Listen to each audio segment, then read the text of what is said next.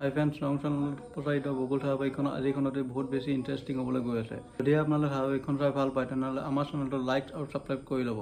ধাৰাবাহিকখনৰ আজিখনতে আপোনালোকে দেখিবলৈ পাব যে পংখীয়ে আজি অদিতিৰ পেহীয়েকৰ ওচৰলৈ যাব আৰু পেহীয়েকৰ ওচৰলৈ গৈ পেহী তুমি অদিতিক এতিয়াও ক্ষমা কৰি দিব নোৱাৰিবা নেকি বুলি পেহীয়েকক সুধিব। আৰু এতিয়া পেহীয়েকে অদিতিয়ে মোৰ লগত এনেকুৱা কৰিব নালাগিছিল, তাই চুকত থাকি বুকত কামোৰা ছোৱালী, গতিকে তাইৰ নিচিনা ছোৱালীক মই কেতিয়াও ক্ষমা কৰি নিদিওঁ।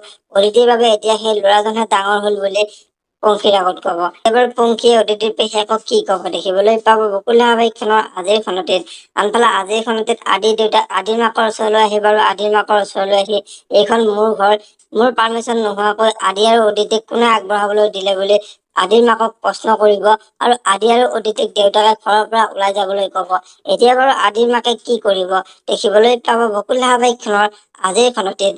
আজিৰ খনতে মন্দিৰৰ খুৰীয়েকে আজি বুঢ়াই ইহঁতৰ দুটাক ভালকৈ দিব, ইহঁতক আৰু কেতিয়াও ঘৰত সোমাবলৈ নিদিয়ে বুলি মন্দিৰৰ আগত কোৱা দেখিবলৈ পাব।